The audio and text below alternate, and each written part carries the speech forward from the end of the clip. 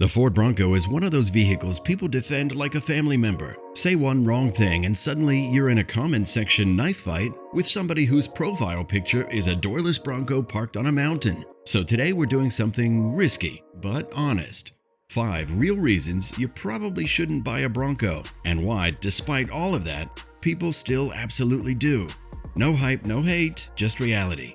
If you're thinking about buying one, this is the video to watch before you sign anything. First reason not to buy the Bronco, it's loud. Like genuinely loud. And that's not an exaggeration, it's physics. The Bronco rides on 32-inch tires in the standard form, but opt for the Sasquatch package, and those jump to 35-inch mud terrain tires, and roughly 11.5 inches of ground clearance, both of which significantly increase road roar, especially on concrete highways. Combine that with the near vertical windshield, frameless windows, exposed door seams, and removable roof sections, and you've essentially built a wind noise amplifier. Even fully sealed, the Bronco's body-on-frame construction and upright profile don't isolate the sound the way a unibody SUV does. At 75 miles an hour, wind rush is constant, tire noise is unavoidable, and conversations or phone calls often involve yelling and repeating sentences. If you have a long daily highway commute, this simply isn't the quietest or most relaxing SUV you can buy. That said, it's still more composed at speed than the Jeep Wrangler, and setting your expectations correctly is key. The open-air design is what makes the Bronco feel alive. You don't sit in it, you ride in it. Trail days feel immersive. Beach drives feel cinematic. Silence was never the mission, freedom was. Second reason not to buy the Bronco, the interior will not impress your friends. If you're coming from a luxury midsize SUV, the Bronco's cabin can feel like a step backward. Hard plastics dominate. Nothing feels flimsy, but very little feels upscale. There's no stitched leather dashboard, no ambient mood lighting, and almost zero visual drama once you're inside. Piano black is basically banned. At higher trims and price points, that utilitarian vibe can feel especially jarring if you're expecting something that looks premium. That said, the front seats themselves tell a different story. They're genuinely comfortable and surprisingly spacious, with plenty of headroom and legroom, even for tall drivers. Long drives don't punish you physically, even if they're not exactly serene. Ford clearly prioritized space and posture over showroom appeal. In the second row, the Bronco continues to outperform expectations.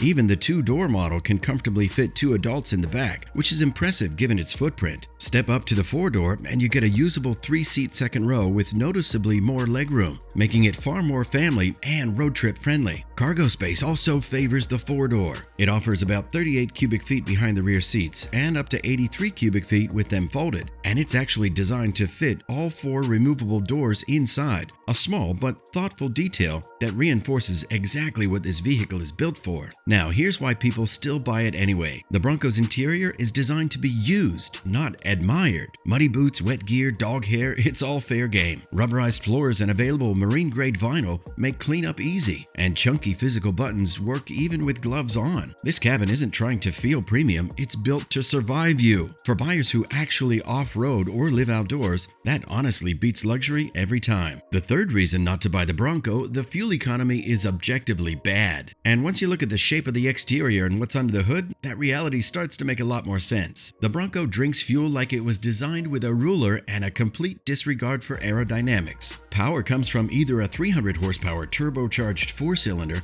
or a 330 horsepower twin-turbo V6, both paired with 4-wheel drive. The 4-cylinder can be had with a 10-speed automatic or a 7-speed manual, while the V6 is automatic only. In the real world, fuel economy reflects that hardware. With the 4-cylinder automatic, you're looking at roughly 18 miles per gallon city and 22 highway at best. Choose the manual and highway mileage dips closer to 21 miles per gallon. Step up to the V6 and land around 19 miles per gallon city and 21 miles per gallon highway. Add the Sasquatch package with its big mud terrain tires and taller ride height, and fuel economy drops solidly into the teens. A heavy right foot, roof racks, or a well-fed passenger princess will only make that worse. And with a small 16-gallon tank in the 2-door version, you'll be receiving Christmas cards from the cashier at your local gas station. So why do people still buy it anyway? Because nobody cross-shops a Bronco for efficiency. This isn't a commuter appliance. It's a lifestyle vehicle. Owners accept the fuel bill for the capability and character it delivers. Bronco ownership isn't measured in miles per gallon, but in trails driven, doors removed, and weekends remembered. The fourth reason not to buy the Bronco: daily driving compromises are real. This isn't the easiest SUV to live with every day. Parking spots feel tighter than expected due to the Bronco's width, even with Ford's fender-mounted trail sights helping you to place it. Steering feels heavier than a typical crossover, and ride quality constantly reminds you that this thing was built to crawl rocks, not float over potholes. That hardware, electronic locking front and rear differentials, and an anti-roll bar disconnect system designed to extend wheel travel is incredible off-road, but you feel its pressure on the street. The two-door looks great, but it turns loading kids or gear into the backseat a workout. The four-door improves usability, yet it's still not as effortless as a unibody SUV. You also have to stay engaged. This is a true four-wheel drive system, so you need to think about when to use it and remember to disengage it on pavement. Now, here's why people still buy it anyway. Because despite those compromises, the Bronco is still more livable than most hardcore off-roaders. Its independent front suspension and well-tuned steering help it feel stable and composed on the highway, especially compared to the Jeep Wrangler. It tracks straight, feels planted at speed, and when the weekend arrives, those weekday compromises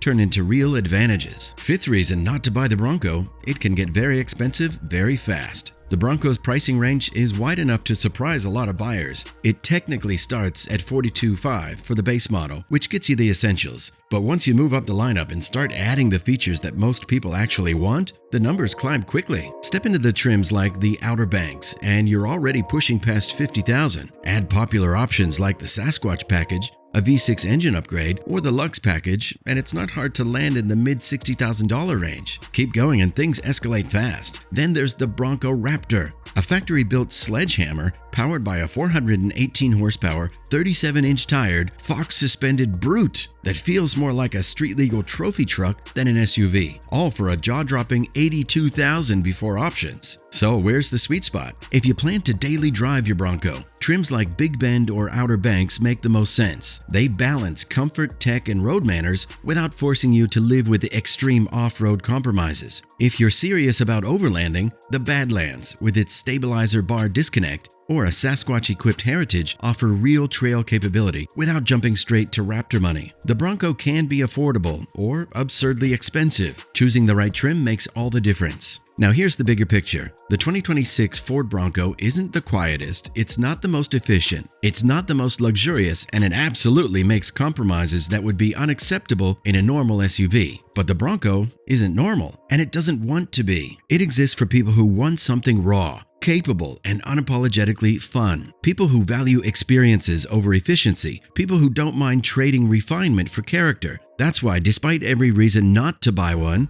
people still do. They accept the noise, they accept the fuel bill, they accept the stiffness and the quirks. Because very few vehicles left make you feel like you're doing something every time you drive them. And that's something spreadsheets don't measure. If you're considering a Bronco, this isn't a warning, it's a filter. If these reasons bother you, you should absolutely look elsewhere. There are plenty of great SUVs that will make daily life easier. But if you heard all five and thought, yeah, I'd still buy one, well then congratulations. You're exactly who the Bronco was built for. Thanks for watching. If this breakdown helped, hit that like button. It genuinely helps the channel more than you'd think. And if you're still debating Bronco ownership, stick around, we've got plenty more coming.